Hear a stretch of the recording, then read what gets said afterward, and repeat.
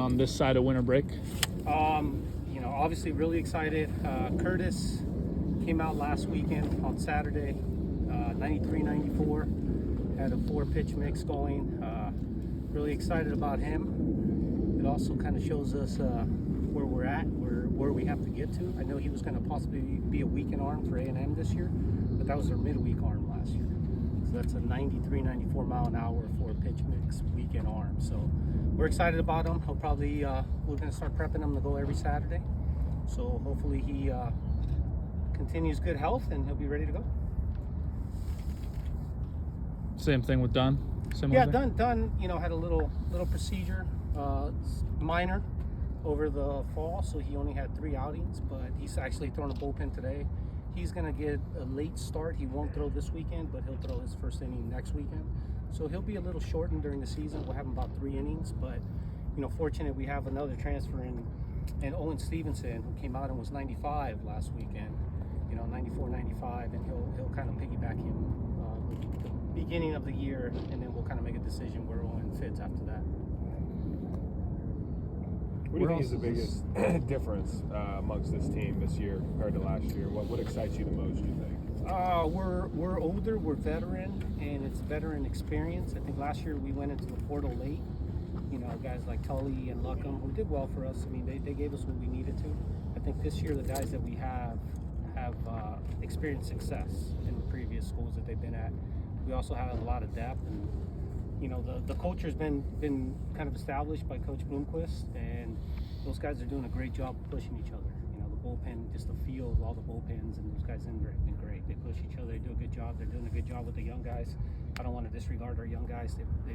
They're just not there yet, but they're going to play they're going to pitch some significant innings. And shoot, when it comes to our team, I'm sure Willie shared this. We have a chance to have a freshman at short and a freshman at third. So, I think we have a good mix of older veteran guys that have done it, and some young guys that could build in the future.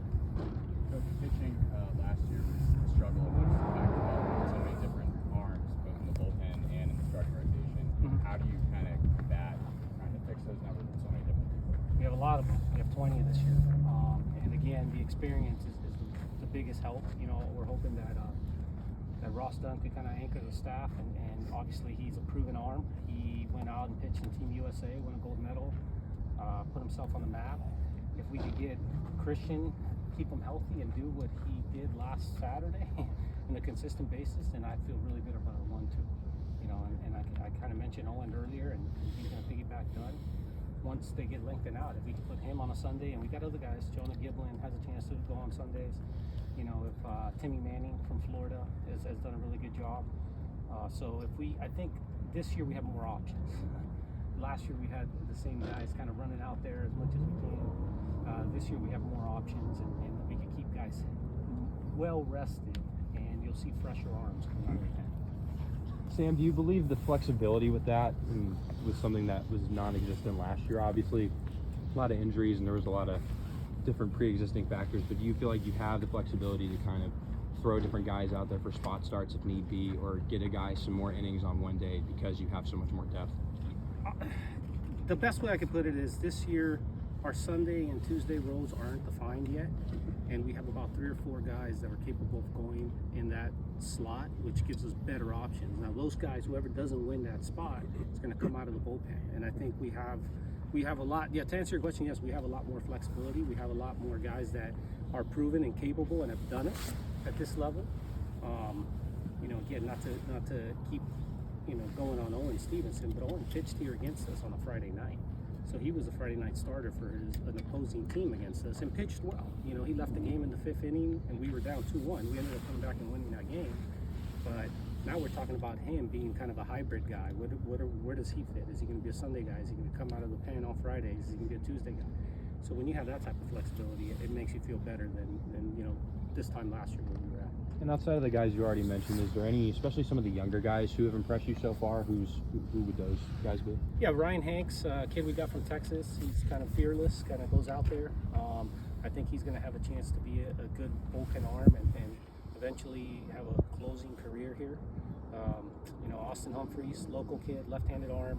He has a chance to be special. He's coming off of Tommy John, so we got to bring him by a little slower. But his arm, he'll throw tomorrow. He'll have a chance to throw tomorrow. Josh Hansel's done a complete 180 from last year. You know, I think for Josh, experience was the big thing. Getting him out of Arizona, getting him to go pitch a full season in the summer in Alaska, coming back. We threw him against Vanderbilt. We threw him against GCU. People in the stands kind of made it feel like a game-like environment, and he seems to have matured and he's throwing the ball really well. So hopefully, you know, we'll see when the lights turn on for him, but he's where he should be right now. You guys talked a lot last year about not really having a path to the ninth inning every night. How are the bullpen roles shaping up? Have any guys solidified roles out there? Yeah, I mean, we do. We've got a couple roles still up in the air, so I don't want to, kind of just tell you that it's 100% happening. But, you know, we still have Brock and Bod, who were productive for us, our two productive arms last year, and they're going to play a big role. Obviously, those two guys could go every day for us. We're hoping that we could, you know, we're going to use Bod the way we use him. He's kind of puts out the fire. And, you know, Brock will be a back-end guy as well. He's competing for a closing role with a couple other guys. The good thing about that is we won't have to extend Bod as much. We won't have to go, hey, finish an inning and then go one or two more. I think we could get to the next guy, keep him fresh, do the same thing the next day. So there's definitely an outline path to get to it. Once we establish who our closer will be, we'll kind of, you know, whoever it's not, whether it's Brock, Peary, or Nolan Lebanoff, who we got, those guys will be a 7th, 8th inning bridge. Coach, with Christian, it sounds like it's full speed ahead. Do you expect him to be this far along, you know, ahead of the season? Kind of injury that he was doing? Yeah, when we recruited him, when he went in the transfer portal, we kind of outlined everything, and we kind of outlined for his first weekend to be a 5-inning start. And tomorrow he's going 2 innings. Next week he'll go 3. The weekend before season starts he'll go 4, and hopefully, you know, barring no setbacks, that's where he's at. The timeline's perfect. He'll be at a 5 innings starting on Saturday, and you know, I'm pleased where he's at. We took it slow, but we got him where he needs to be. A lot of names have been thrown out, but Tyler Meyer has been one of them that he started for you guys quite a bit last year. Where is he at in his situation? Tyler had surgery. Tyler had labrum surgery, so that happened this past weekend. That's why he hasn't been out there. So, you know, we wish him a good recovery, and we'll have him back next year. But he won't be available this year.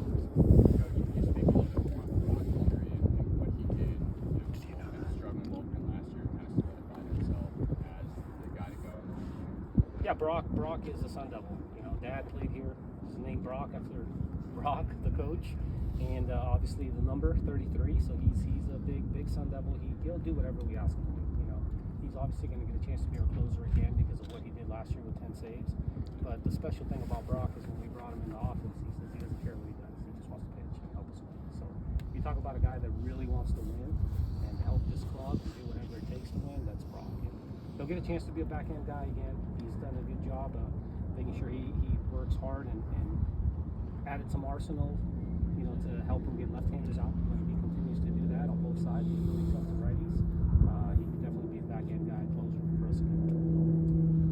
The attitude you talked about with Brock, is that something that's sort of shared among a lot of the newcomers? Is that sort of what drew you guys to bring in some of these new arms? Yeah, I'm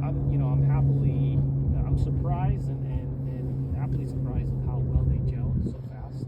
I think sometimes when you bring in so many new guys, it takes a little bit of time. But they've all bought into the culture. They've done a good job. They root for each other, which is a good thing.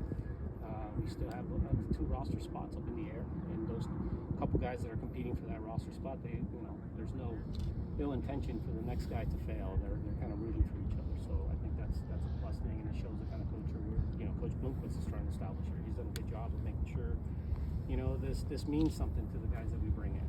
It's not just a stopping ground to Major League Baseball. It means something. It's got to be important for us to put that pitchfork and have the Sun Devil name on it. And I think when the coach has so much passion for the program, it trickles down to the players as well. Coach, we saw Ethan last year and Blake Robin. You know, it was a two-way situation. Do you anticipate those guys as well as maybe some other guys to play in the field and get on the hill as well? Not Ethan. Ethan's going to concentrate on hitting. You know, we were so short last year that he kind of helped us out with his injury. He wasn't able to help us on offense. He couldn't hit. He could pitch, so that's why we used him. The one guy we may use as a two-way guy would be Will Rogers. Okay, he went out last Saturday, and he was 92 with a good slider, and he's actually fearless. So it looks real. He was pretty sore the next day, so we got to be careful with how we bring him along. But he's the guy that I could see getting more innings later on in the season. You excited to face some old San Diego State Yeah. foes on week 1? I'm excited to try to go and get 3 games and win a series for sure. You know, I think obviously it's my alma mater and where I coach, but hey, I'm all in right now. This is Sun Devils, and we're about winning, and we got to get off to a good start. So I hope we win 50-0 all 3 games. Has he made sort of a full transition to pitching? Yeah, he's a full-time pitcher. You know, with Piv, it's just a matter of consistency. He has his ups, where you saw last year, his ups, you're like, okay, that guy's going to help you. And he has some kind of lows a little bit as well. So if we could keep him consistent, that'll be a big part of our bullpen as well. Thanks, guys. Thanks, Sam. Thank you.